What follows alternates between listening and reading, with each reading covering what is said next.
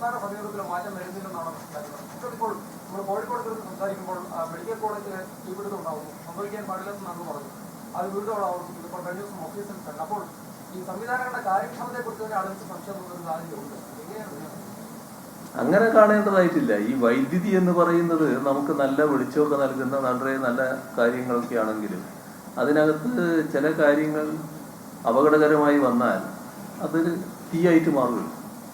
അത് ശ്രദ്ധയിൽപ്പെടാതിരുന്നാൽ അത് ഇപ്പോൾ കോഴിക്കോട് സംഭവിച്ചതുപോലെ ആളിക്കത്തുന്ന അവസ്ഥയിലേക്ക് മാറുകയുള്ളൂ. അപ്പോൾ അത്തരം കാര്യങ്ങൾ വരാതിരിക്കുന്നതിനാണ് ഗൗരവമായിട്ടുള്ള ഇടപെടലുകൾ പലതരങ്ങളിൽ നടക്കുന്നത്. ഇവിടെ കാണേണ്ടത് നമ്മുടെ കെട്ടിടങ്ങളിൽ പല തരം കെട്ടിടങ്ങളുണ്ട്. പുതിയ കെട്ടിടങ്ങൾക്ക് കൃത്യമായ ഫയർ ഓഡിറ്റും മറ്റു കാര്യങ്ങളും ബാധകമാക്കിയിട്ടുണ്ട്. പഴയ കെട്ടിടങ്ങൾക്ക് അത്രത്തോളം ഫയർ ഓഡിറ്റ് ഉണ്ടായിട്ടില്ല. ഈ പഴയ കെട്ടിടങ്ങളുടെ കാര്യത്തിലും നല്ല പരിശോധനകൾ ആവശ്യമാണ് എന്നുള്ളതാണ് ചില അനുഭവങ്ങൾ കാണിക്കുന്നത്. അപ്പോൾ ഉണ്ടാകുന്ന ഒരു അനുഭവത്തിൽ നിന്ന് അത് ആവർത്തിക്കാതിരിക്കാനുള്ള മറ്റ് കരുതലുകൾ നമ്മൾ സ്വീകരിക്കുകയാണ് വേണ്ടത്. അതിനുള്ള നടപടികൾ ഫലപ്രദമായി സ്വീകരിച്ചു വരുന്നുണ്ട്. കോഴിക്കോട് ആശുപത്രിയിലുണ്ടായ കാര്യം അത് കൃത്യമായി പരിശോധനകൾ നടന്നുകൊണ്ടിരിക്കുകയാണ്. അതിൻ്റെ ഭാഗമായിട്ടുള്ള നടപടികൾ സ്വീകരിക്കും. കോഴിക്കോട്ടെ ഇപ്പം കട തീപിടിച്ചതുമായിട്ട് ബന്ധപ്പെട്ട കാര്യം കലക്ടറിൽ നിന്ന് റിപ്പോർട്ട് പ്രതീക്ഷിച്ച് നിൽക്കുകയാണ്. ഇപ്പോൾ അടുത്ത ദിവസം തന്നെ കലക്ടർ റിപ്പോർട്ട് നൽകുന്നതാണ് കാണുന്നത്. അതൊക്കെ ബന്ധപ്പെട്ട് ഫലപ്രദമായ നടപടികൾ നമുക്ക് സ്വീകരിക്കാമെന്നാണ് അതേക്കുറിച്ച് പറയാൻ.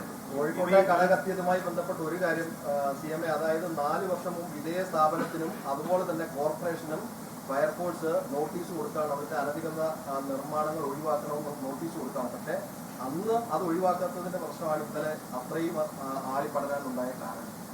4 വർഷത്തിന് ശേഷമുള്ള കെട്ടിടമാണെന്ന് തോന്നുന്നില്ല.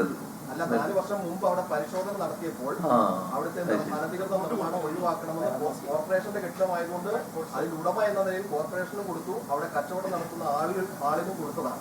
പക്ഷെ അന്ന് നടപടി എടുക്കാത്തതുകൊണ്ടാണ് ഇന്നലെ അവിടെ വെള്ളം അടിക്കാൻ പോലും പറ്റാത്ത വിധത്തിൽ അത് പൂർണ്ണമായിട്ടും കെട്ടിമറച്ചതായതുകൊണ്ട് ഉള്ളിലേക്ക് വെള്ളം കയറാത്തത് കൊണ്ടാണ് അത് മുഴുവൻ കത്തി നശിക്കുന്ന ഒരു സാഹചര്യം ഉണ്ടായത്. ഈ റിപ്പോർട്ട് വന്നതിന് ശേഷം നിങ്ങൾ പറഞ്ഞത് കൂടി ചേർത്തുകൊണ്ട് എന്താണ് ചെയ്യാൻ പറ്റുമെന്ന് നോക്കാം. നിയമനവുമായി ബന്ധപ്പെട്ട് ഇന്നലെ ഹൈക്കോടതിയുടെ ഒരു ഉത്തരവുണ്ട്. ഈ വിസ നടത്തിയ നിയമനം ഗവർണർ നടത്തിയ നിയമനം നിയമപരമല്ല. അത് തീർത്തും ശരിയായ ഒരു വിധിയാണല്ലോ.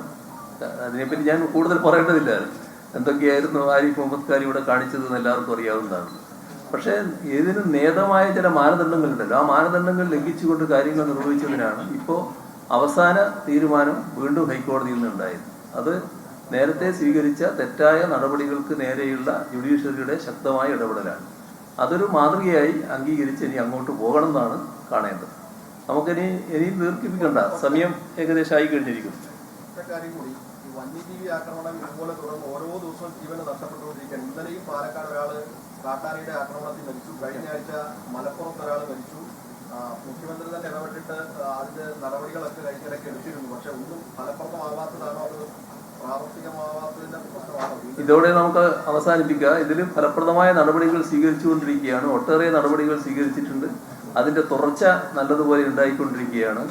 വന്യമൃഗങ്ങളുടെ കാര്യത്തിൽ ഏറ്റവും പ്രധാനം നമ്മുടെ നാട്ടിൽ ജനസംഖ്യാ നിയന്ത്രണം നല്ലതുപോലെ വന്നിട്ടുണ്ട്. പക്ഷെ വന്യമൃഗങ്ങൾ ഇഷ്ടം പോലെ വർദ്ധിച്ചുകൊണ്ടിരിക്കുകയാണ്.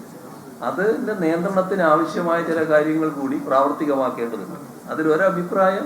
ഒരഭിപ്രായമല്ല, ലോകത്താകെ നടക്കുന്നത് ഒരു ഭാഗത്തെ കുറക്കുന്നതിന് വേണ്ടിയുള്ള നായാട്ടും മറ്റുമാണ്. അത്തരം നടപടികൾ നമ്മുടെ രാജ്യത്ത് നിരോധിച്ചിരിക്കുന്നു. ഇതിനെ തൊടാൻ പാടില്ല എന്നുള്ള നിലയിലാണ് കാര്യങ്ങൾ നീക്കുന്നത്. അത് മാറണം എന്നാണ് സംസ്ഥാനത്തിന്റെ അഭിപ്രായം. സംസ്ഥാന സർക്കാർ തന്നെ കേന്ദ്ര ഗവൺമെന്റിനോട് ആവശ്യപ്പെട്ടിട്ടുണ്ട് ഇത്തരം നയം തിരുത്തേണ്ടതാണ്. പക്ഷെ കേന്ദ്ര നിയമം അതിനെതിരാണ്. ആ നിയമത്തിൽ മാറ്റം വരണം എന്നുള്ളതാണ് അത് സംബന്ധിച്ച് പറയാനുള്ളത്.